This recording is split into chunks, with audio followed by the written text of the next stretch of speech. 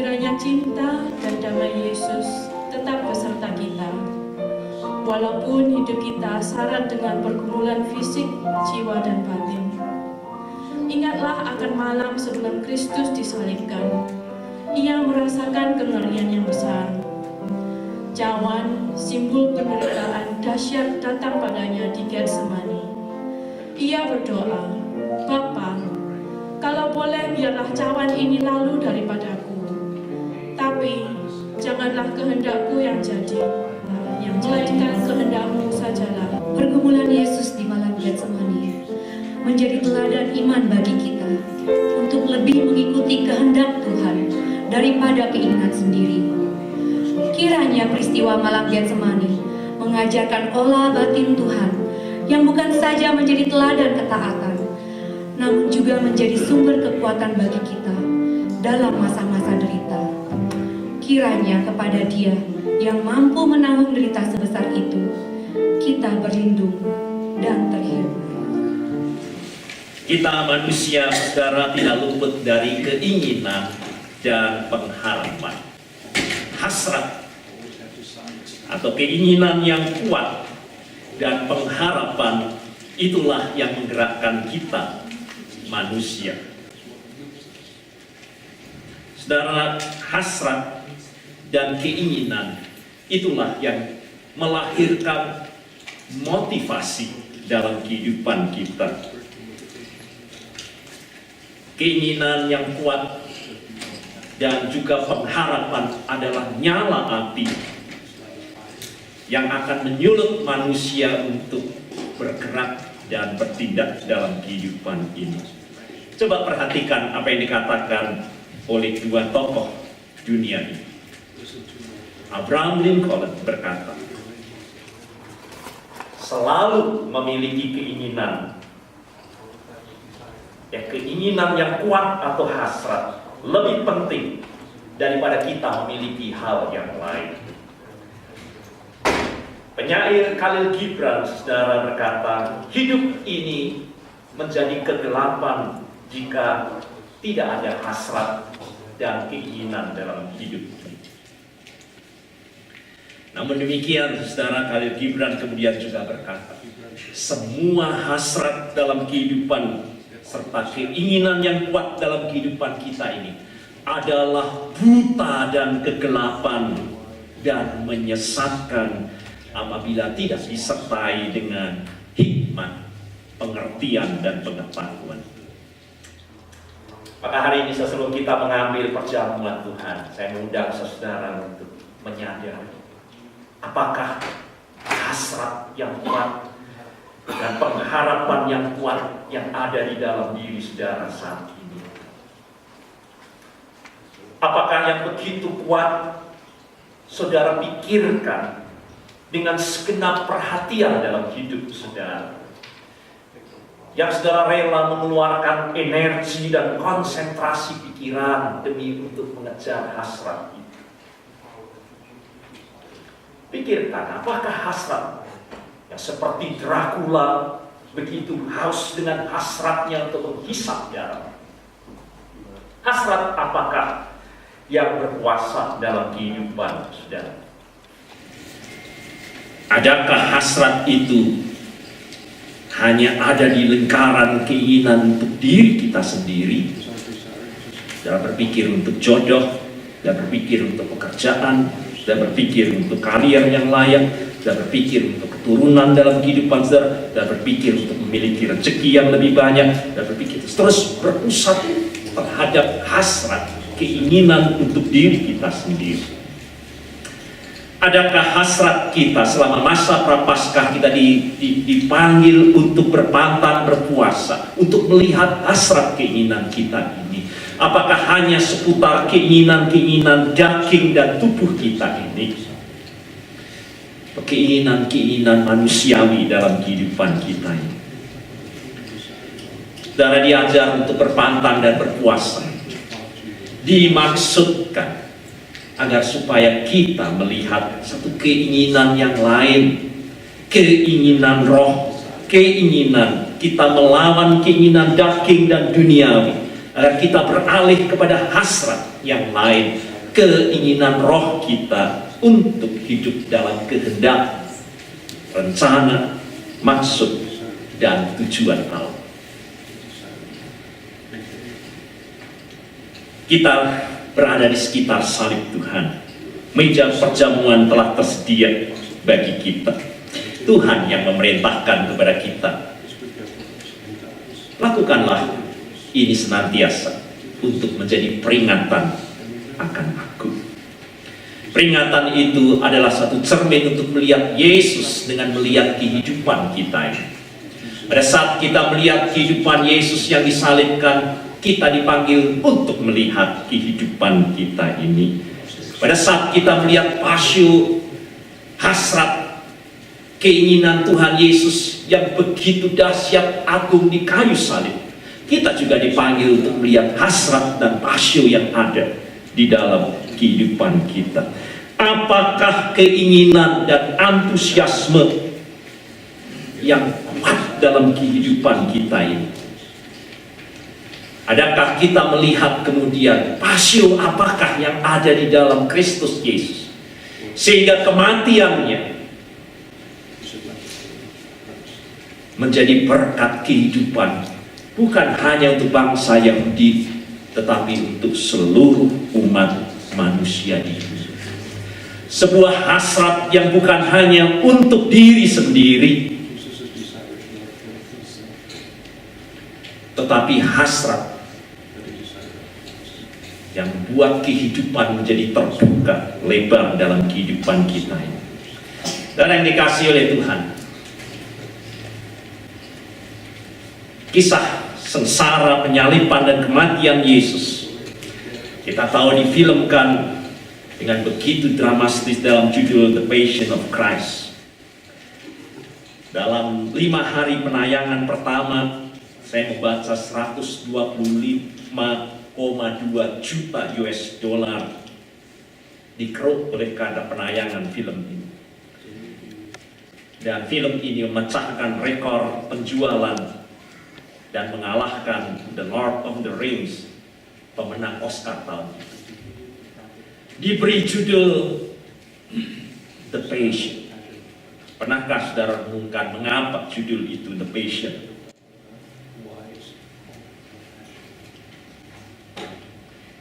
Tidaklah mudah saudara untuk menerjemahkan passion ke dalam bahasa Indonesia.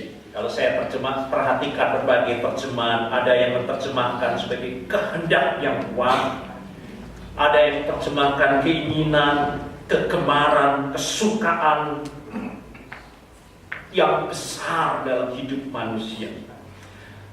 Ada yang menerjemahkan idaman, ada yang menerjemahkan hasrat, gairah, nafsu, birahi, bahkan ada yang menerjemahkan kegilaan akan sesuatu. Dan memang semua kata itu terkandung di dalam kata passion. Itu sebabnya saudara, kalau kita perhatikan banyak orang yang berpikir mungkin kata pasio itu tidak perlu kita terjemahkan menjadi kata baru dalam kasanat bahasa Indonesia. Apa itu pasio, saudara? Pasio adalah suatu keinginan yang begitu kuat. Dan bukan hanya itu, menjadi suatu antusiasme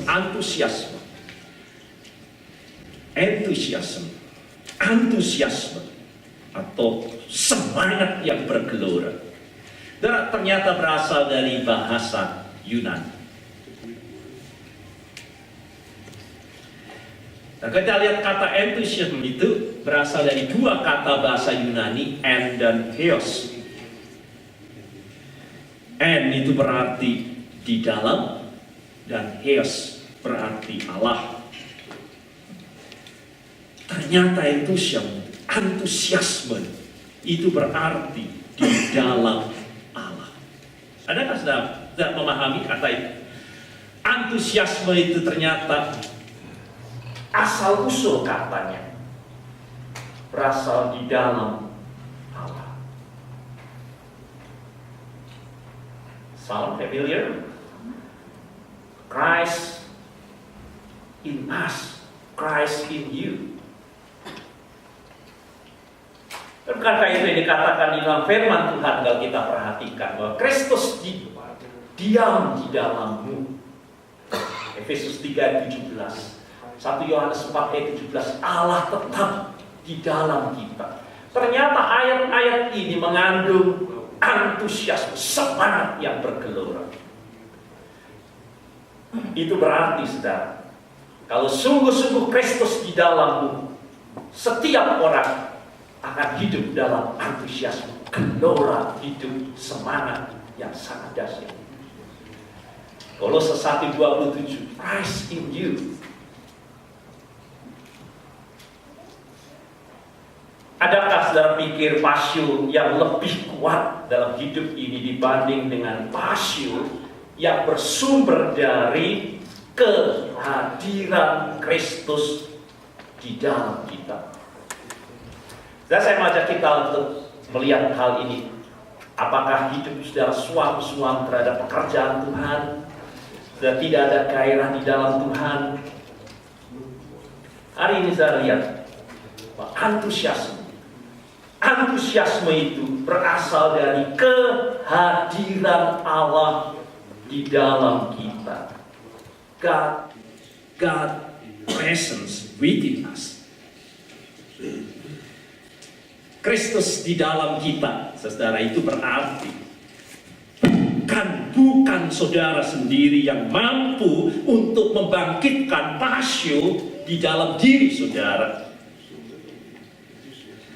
Saya tidak tahu apakah saudara pernah untuk mencoba membangkitkan gairah saat saudara tidak bergairah. Ada banyak gereja berusaha untuk membangkitkan gairah kehidupan untuk orang makin bergairah di dalam Tuhan. Tetapi cara mereka tidak jauh atau mirip dengan cheerleader, pemandu sorak dalam pertandingan sepak bola, pertandingan basket, selalu ada cheerleader, yaitu mencoba untuk membangkitkan antusiasme kerumunan penonton yang mungkin apatis dengan pakaiannya yang khusus, dengan tariannya, dengan semuanya itu, dan apalagi kalau disertai dengan satu momen-momen atau kejadian yang sangat spektakuler dan menarik, diharapkan mereka akan berhasil membangkitkan semangat. Dan kita tahu bahwa gairah seperti itu semu dan sesaat. Mungkin gereja bisa untuk mencoba untuk kita membuat pemandu sorak, membuat orang supaya lebih antusiasme terhadap kehendak, maksud, rencana, pekerjaan Tuhan.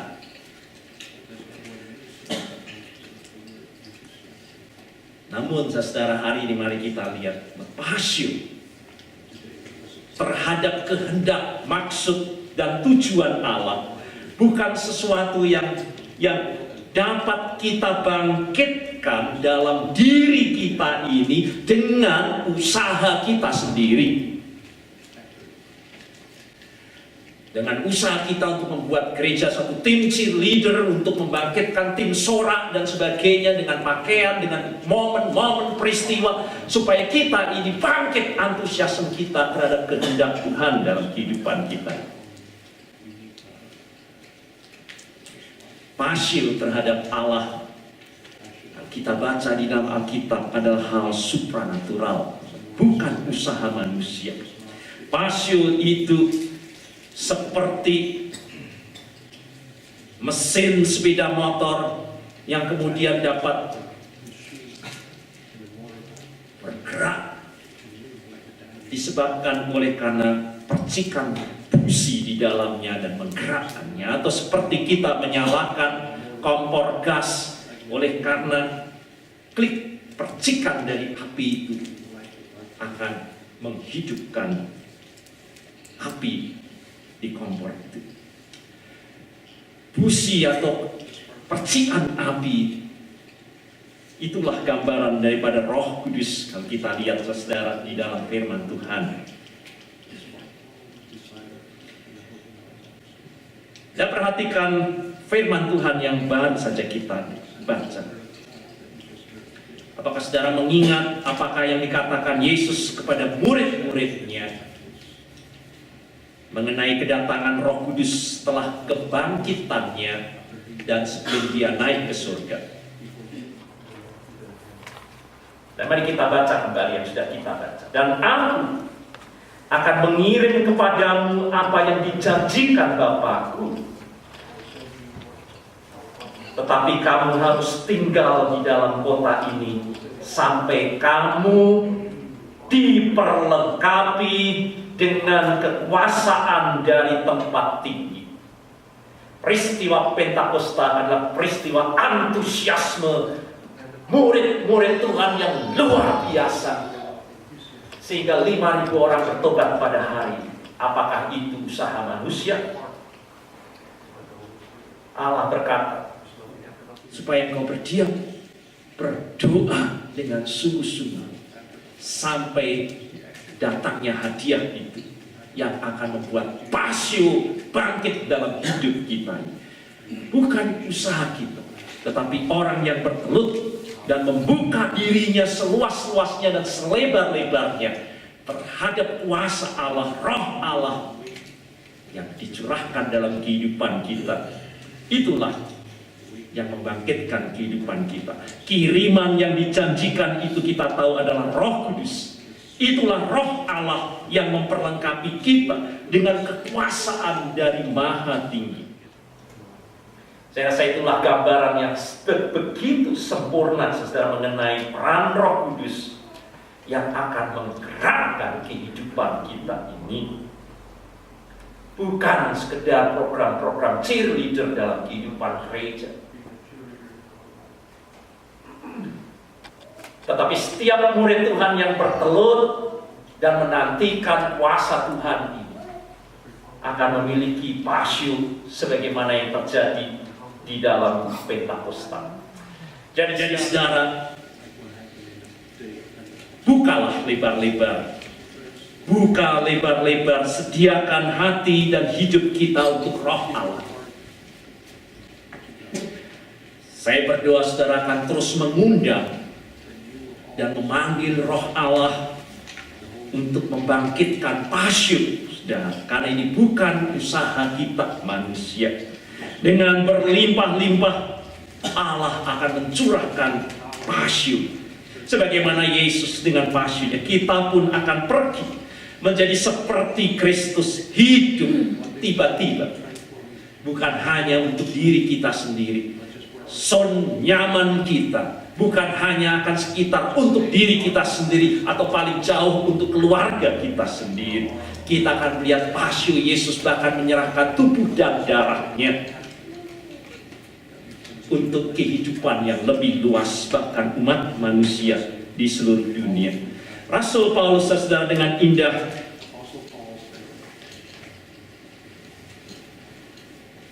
menyatakan panggilan kepada kita. Dikatakan demikian, hai orang Korintus, kami telah berbicara terus terang kepada kamu. Hati kami terbuka lebar-lebar bagi kamu, terbuka untuk jemaat Korintus. Tetapi jemaat Korintus hatinya sempit untuk dapat menerima beberapa rasul itu saja. Adakah pasio kita ini, kehidupan kita ini juga sempit, hanya terbatas untuk ego diri kita sendiri, segala sesuatu jodohku, maksudku, makananku, kenikmatanku, kekayaanku, dan semua pasio dalam hidup kita ini hanya berpusat kepada diriku, atau paling tidak anakku, istriku, suamiku. Bukalah hati kamu selebar-lebarnya.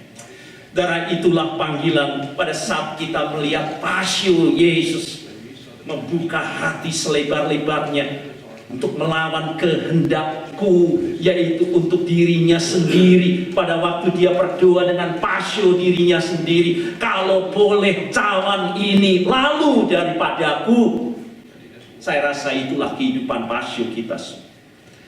Tetapi Yesus berubah, memberikan kehidupan yang seluas-luasnya pada waktu dia berkata, bukan kehendakku, tetapi kehendakmu. Dan saat itu hati itu menjadi lebar dan luas. So nyaman bukan hanya untuk diri kita sendiri dan keluarga kita. Panggilan untuk memiliki pasio kehidupan yang terbuka lebar adalah hal mengenai pada saat saudara bangun pagi hari.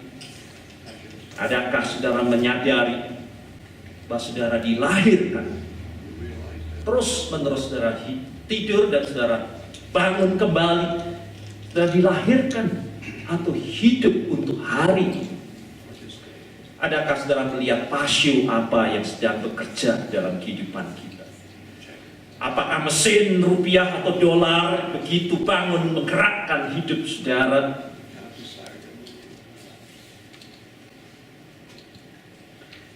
Ataukah saudara akan melihat kehidupan yang diberikan Tuhan, kita dilahirkan kembali hari yang baru ini, memberikan kesempatan kepada kita untuk melakukan kehidupan yang lebih terbuka lebar, bukan hanya picik untuk diri kita sendiri dan keluarga kita.